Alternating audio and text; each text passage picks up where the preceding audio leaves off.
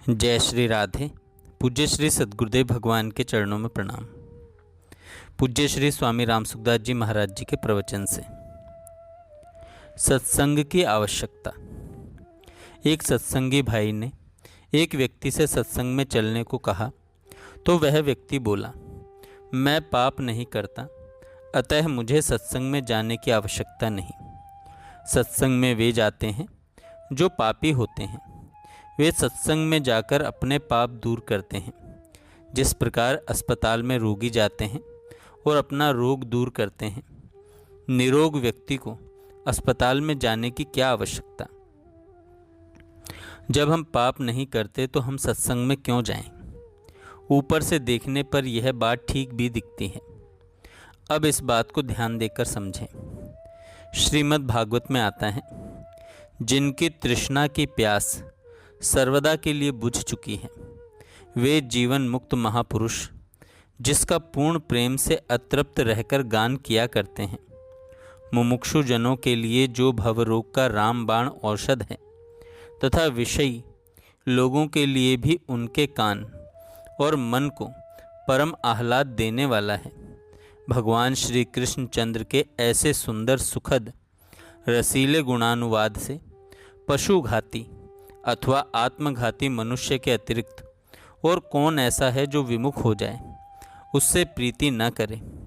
मनुष्य तीन प्रकार के होते हैं, एक जीवन मुक्त, दूसरे साधक तथा तीसरे साधारण संसारी विषयी व्यक्ति, जिनके कोई तृष्णा नहीं रही, कामना नहीं रही, जो पूर्ण पुरुष हैं, जो आत्मा राम हैं, जिनके ग्रंथि भेदन हो गया है, जो शास्त्र मर्यादा से ऊपर उठ गए हैं। ऐसे जीवन मुक्त तत्वज्ञ महापुरुष भी भगवान की भक्ति करते हैं, भजन करते हैं और भगवान के गुण सुनते हैं। जो निरंतर भगवान का ध्यान करते हैं, वे भी ध्यान छोड़कर भगवान के चरित्र सुनते हैं। ब्रह्मा जी के 4 मानस पुत्र सनकादि हैं, उनकी अवस्था सदा ही 5 वर्ष की रहती है।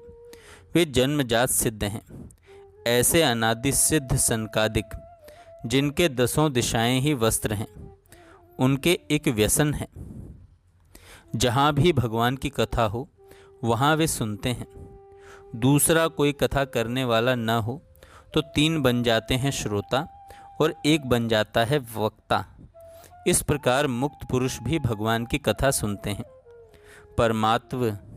परमात्म तत्व में निरंतर लीन रहने वाले जीवन मुक्त पुरुष भी सत्संग जहाँ होता है वहाँ सुनते हैं।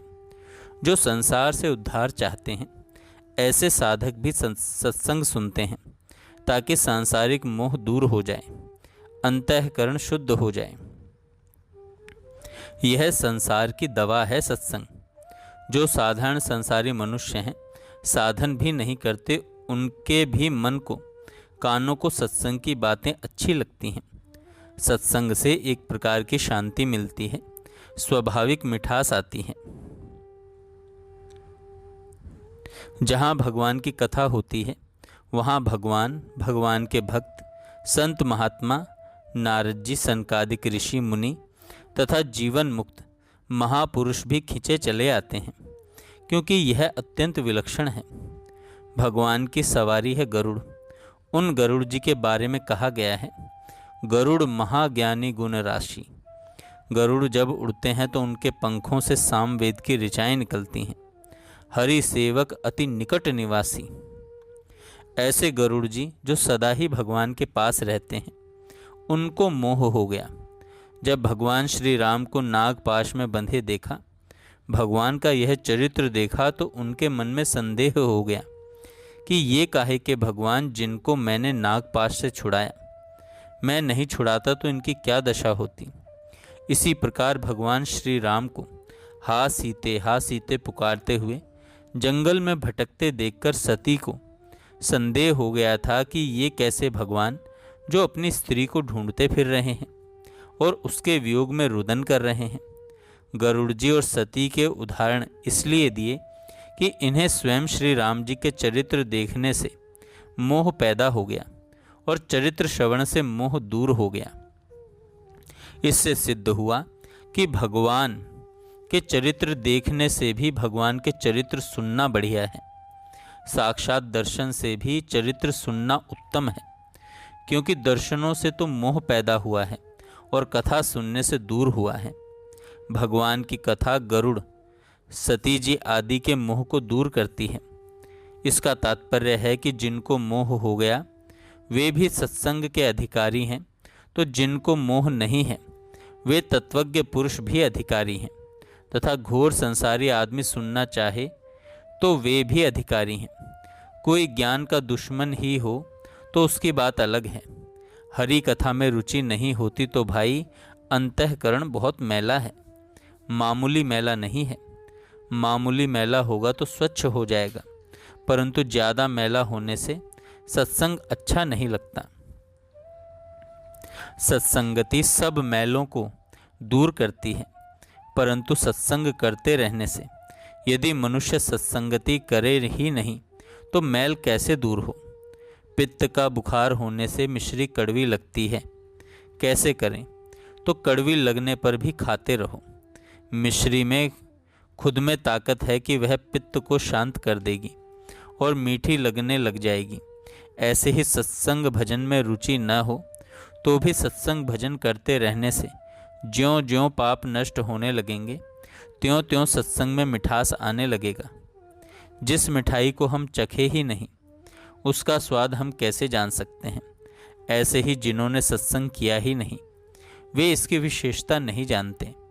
फिर भी हम कह देते हैं कि हमने बहुत सत्संग सुना है, तो समझ लेना चाहिए कि उन्होंने विशेष सत्संग किया ही नहीं, अन्यथा सत्संग में रुचि अवश्य बढ़ती। रामचरित जे सुनत अगाही, रस विशेष जाना तिन नाही। जो मनुष्य भगवान के चरित्र सुनते हैं और तृप्त हो जाते हैं, उन्होंने राम कथा का विशेष रस जाना ही नहीं। अन्यथा जिनके श्रवण समुद्र समाना, कथा तुम्हारी सुभग सरी नाना। भर ही निरंतर होए न पूरे। आपकी कथाएं नदियों के समान और उन सत्संग प्रेमियों के कान ऐसे समुद्र के समान हैं जो निरंतर कथा रूपी नदियों के गिरने मिलने पर भी कभी पूरे भरते नहीं हैं। उनके तो कथा सुनने की तृष्णा अधिक अधिक बढ़ती है। राजा पृथु ने भगवान की कथा सुनने के लिए 10,000 कान मांगे। पागल व्यक्ति जैसे संभाल कर नहीं बोल सकता, ऐसे ही संसारी पुरुष सत्संग के बारे में उल्टी सीधी बातें कहते हैं। ऐसे लोगों के पैरों में पड़ जाओ, उनसे कहो आप पवित्र हो, बड़ी अच्छी बात है, आप सत्संग में पधारो। अन्य सत्संग में आने वाले लोगों को भी पवित्र करो, ऐसे कहकर उन्हें सत्संग में बुलाओ। नहीं आवे तो उनकी मर्जी। गाली दे तो सह लो। जो गाली सुनाता है वह तो हमारे पापों को दूर करता है। सत्संग की महिमा कहाँ तक कही जाए, स्वयं भगवान शंकर श्री राम जी से सत्संग मांगते हैं।